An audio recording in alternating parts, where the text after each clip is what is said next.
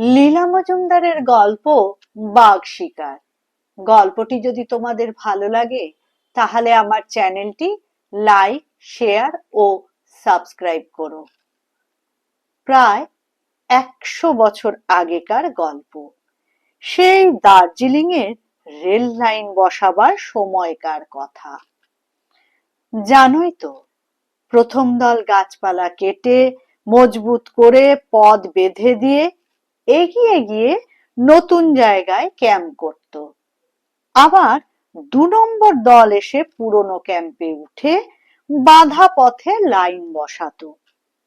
একবার গাছ কেটে পথ বাঁধানো হয়ে গেছে, অথচ 2 নম্বর দল খানিকটা পেছিয়ে পড়েছে, কাজেই প্রথম দল একটু বিশ্রাম করবার সময় পেয়েছিল। এমন সময় বনের ভিতরকার গাঁ থেকে একদল লোক এসে সাহেবকে বলল, সাহেব, একটা বাঘের জ্বালায় আমরা টিকতে পারছি না, সেটাকে মেরে দাও। সাহেব বলল, কেন? বাঘ কি করেছে? মানুষ খেয়েছে? না সাহেব, চিতাবাঘ কি আর মানুষ খাবে?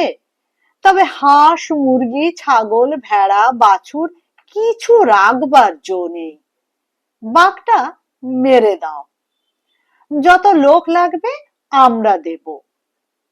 সাহেবও এক নাগাড়ে খেটে হয়রান হয়েছিলেন, অমনি রাজি হয়ে গেলেন। ঠিক হলো বন পিটিয়ে বাঘ বের করা হবে। বনের একধার থেকে টিন, ক্যানাস্তারা, ঢাক, ঢোল, ঘণ্টা, কাশি পিটিয়ে কান ফাটানো শব্দ করতে করতে একদল লোক গোল হয়ে এগোতে থাকবে। একেই বলে খাপে থাকা। ভয় পেয়ে বনের সব জানোয়ার সামনের দিকে ছুটবে।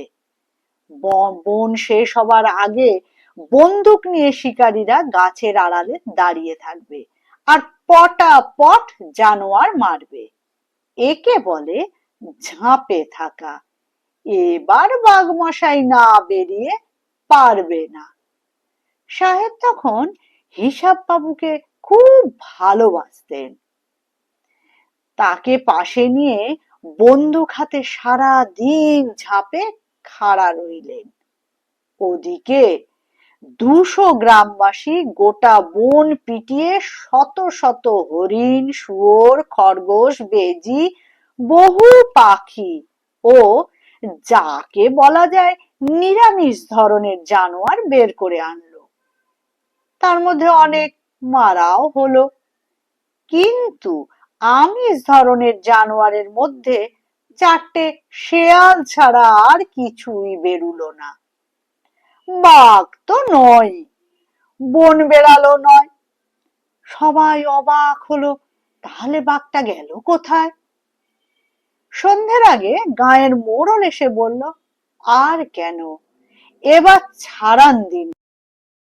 ও বাঘ নিশ্চয়ই সেদিন আমাদের কথা শুনে পিঠ টান দিয়েছে। ওরা যে মানুষের কথা বোঝে, এর আগেও তার অনেক প্রমাণ পেয়েছি। ওরা রাতারাতি 40 মাইল দূরে চলে যেতে পারে। গাঁয়ের লোকেরা শুয়োর, হরিণ খেতে পেয়ে খুশি হয়ে যাবে। আপনার লোকেরাও কিছু ভালো মাংস পেলে রাগ করবে না। শেষটা সাহেব রাজি হলেন। আর দেরি করা যায় না, কাল থেকে নতুন জায়গায় কাজ শুরু হবে। তখন সাহেব হতাশ হয়ে হিসাব বাবুকে চাবি দিয়ে বললেন, তুমি পুরনো ক্যাম্পে ফিরে রাতটা সেখানে থাকো, আমরা নতুন ক্যাম্পে যাই। কাল 2 নম্বর দল এসে পৌঁছলে তুমিও চলে এসো। পুরনো ক্যাম্পে একটা হরিণ পাঠানো হচ্ছে। হিসাব বাবু পুরনো ক্যাম্পে ফিরে হরিণ রান্নার তোড়জোড়ে মেতে গেল। অনেক রাতে খাওয়া দাওয়ার পর নিজের তাঁবুতে ঢুকে আবছায়াতে দেখে ওর খাটে কে একজন আরাম করে শুয়ে ঘুমোচ্ছে। একটু একটু নাক ডাকার শব্দ আসছে, আর ঘরময় সে কি বটকা গন্ধ। এদেশের লোকেরা তো আর স্নান টান করে না। রাগের চোটে হিসাব বাবুর গা জ্বলে গেল। অমনি তাঁবুর বাইরে রাখা বালতি তুলে হুশ ঠান্ডা জল দিয়েছে ঢেলে ঘুমন্ত লোকটার ওপর। সে লোকটা আঁতকে উঠে ঘেউ করে বিকট শব্দ করে তাঁবুর খোলা দরজা দিয়ে দে ছুট। হিসাব বাবু ভালো করে তাকে দেখতে পেল না, শুধু তারার আলোয় চোখে পড়ল হলদের ওপর কালো চকরা বকরা দাগ কাটা এই লম্বা ল্যাজ। হিসাব বাবু এতক্ষণে টের পেল সারাদিন বাঘ কোথায় ছিল। তখন হাঁটু দুটো হঠাৎ নরম হয়ে যাওয়াতে ধপ করে সে পাথরের ওপর বসে পড়ল। খালাসিরা খানিক বাদে দেখতে পেয়ে ছুটে এসে তার মাথায় জল ঢেলে তাকে অন্য তাঁবুতে তুলল। আমার বাবা ভারতীয় জরিপ বিভাগে কাজ করতেন।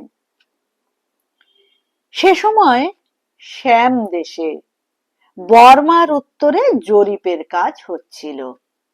ঘন বন, ভীষণ বেঘো এলাকা, অথচ সব নদীর দৈর্ঘ্য গভীরতা, স্রোতের পথ, পাহাড়ের উচ্চতা, কোথায় কোন জানোয়ারের বাস, কি কি গাছ হয়, সেখানকার বাসিন্দারাই বা কেমন ইত্যাদি সব তথ্য সংগ্রহ করে সমস্ত লিখে মেপে ম্যাপ এঁকে আনতে হতো।